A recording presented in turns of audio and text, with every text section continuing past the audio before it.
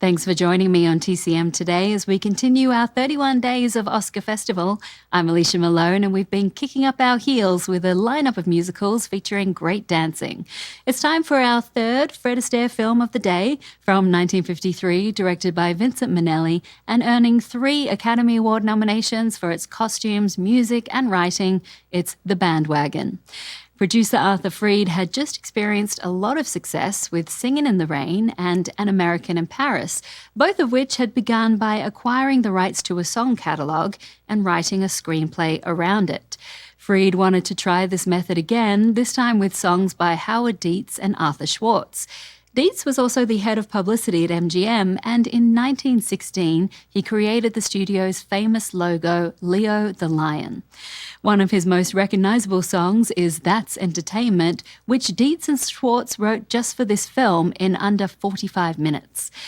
And just as they had with Singin' in the Rain, writers Betty Comden and Adolph Green came up with a story to fit between the songs. Fred Astaire plays Tony Hunter, a former musical star seeking a comeback.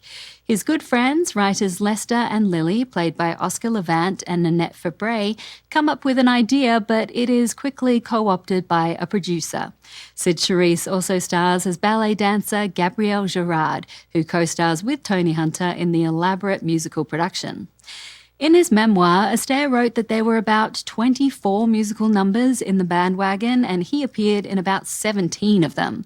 The choreographer was Michael Kidd, and Astaire gave special mention to the Girl Hunt ballet sequence, which he said he liked very much. From 1953, also with Jack Buchanan and a cameo by Ava Gardner as herself, enjoy The Bandwagon.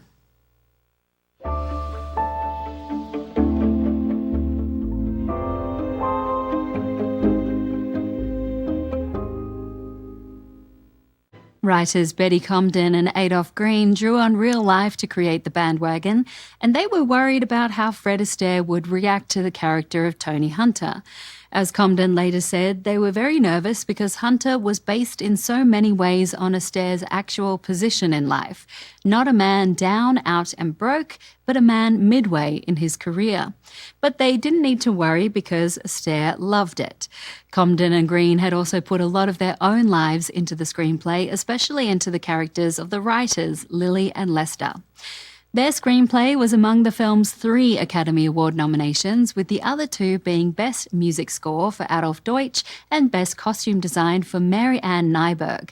The Robe won the Colour Costume Design Oscar that year, but I'm glad Nyberg was nominated for her work on The Bandwagon because all the production stories made it sound like everything that could go wrong with the costumes did go wrong, including delays in materials, mistakes by the cutters, and exorbitant charges for fabric and work that Nyberg said were tantamount to sabotage.